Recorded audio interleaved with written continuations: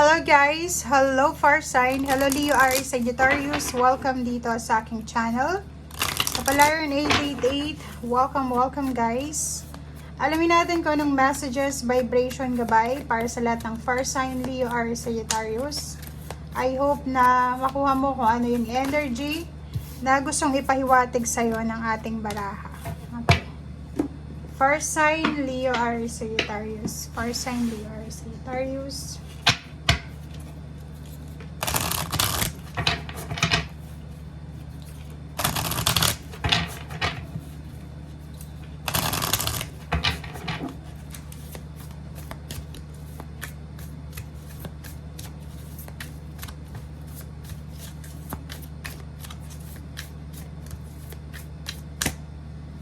Okay, Far Sign, Leo, Aries, Sagittarius. Okay, so dito sa baraha mo, meron ditong mga Far Sign, siguro sa araw na ito, kasi naka-reverse itong Kingfisher na to na patience. Siguro sa araw na ito, medyo wala kang pasensya, or hindi ka masyadong nakafocus.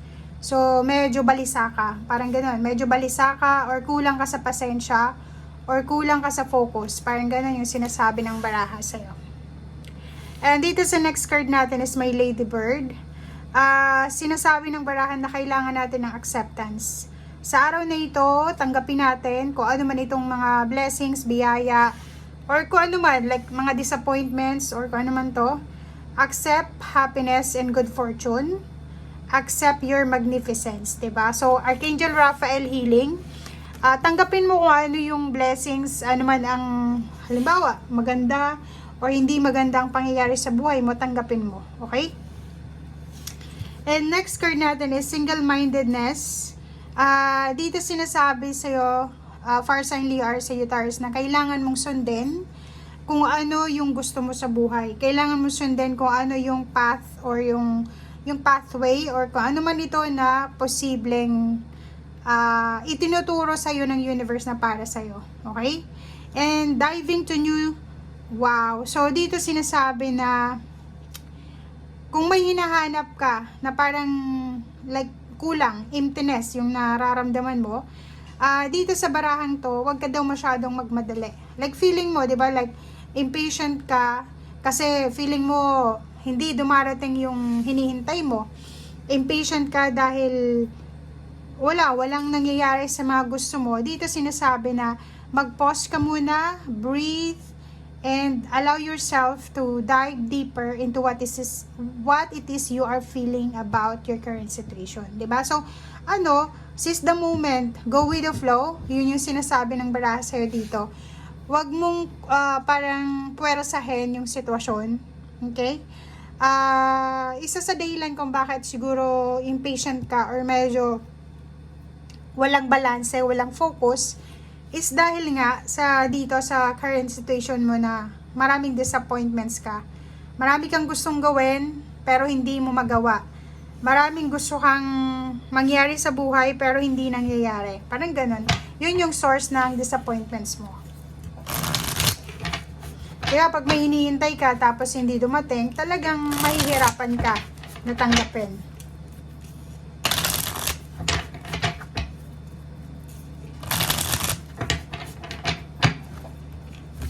Oops, sorry.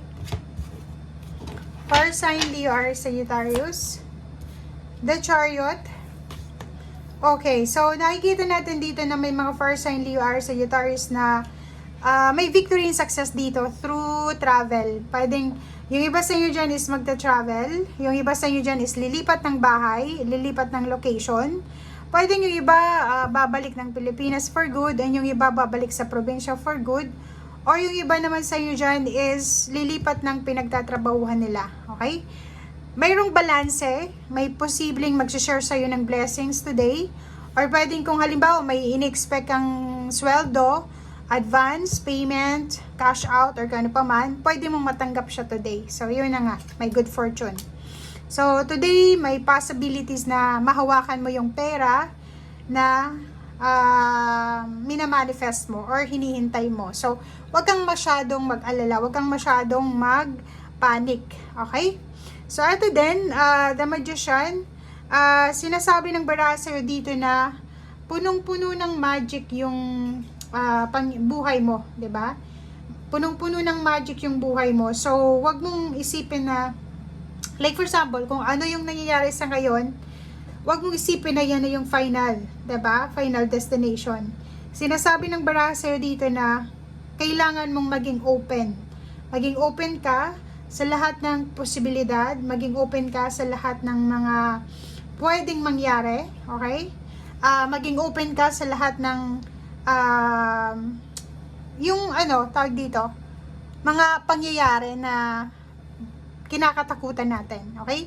And magician, sinasabi isang magical na pangyayari na may involved na pera, na may involved na tawag dito, pera, financial blessings or balance, 'di ba? So, for example, isang good fortune, pwedeng manalo ka ngayon sa isang palaro, sa contest, or kung may involved na pera, loto, or kung ano man, sabong, or sugal, or kung ano pa man siya. Okay? Nakikita din natin dito na marami kayong pinagpipilian sa ngayon. So, may choice ka din dito kung tatanggapin mo siya or hindi. So, ibig sabihin, may iba sa inyo na meron kayong ginagawa sa ngayon, pero may mga options, may mga decision making pa kayong pinagpipilian. So, pwedeng, like for example, may trabaho ka ngayon, sobrang bigat ng trabaho mo, pero yung sweldo mo ay hindi siya masyadong kataasan.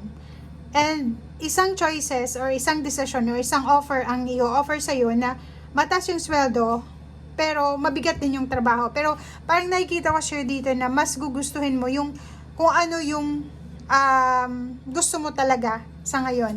Okay? So, yun. Kung makikita mo dito, may mga iba din sa inyo na pwedeng if ever na in a relationship ka tapos hindi maganda yung takbo ng relationship mo, may manliligaw sa'yo or may mag-offer sa'yo ng tulong, emotional, financial, na tutulungan ka niya para makaalis ka sa sitwasyon na mabigat.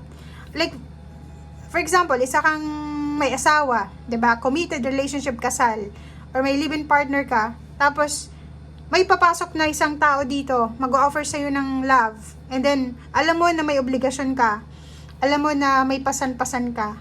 Ang i-offer niya sa'yo, hindi lang love life, kundi pera. So, dito, sinasabi ng baraha sa'yo na kailangan mong maging matalino. Kasi, pag hindi ka naging matalino, posibleng pagsisisihan mo kung ano man itong option or decision na gagawin mo. So, ibig sabihin, kailangan mong isipin kung ano yung tama at mali. Okay? So, wag tayong mabubulag sa kung ano man na ino-offer ng mga taong ito sa paligid mo. Okay? Thank you guys. Bye!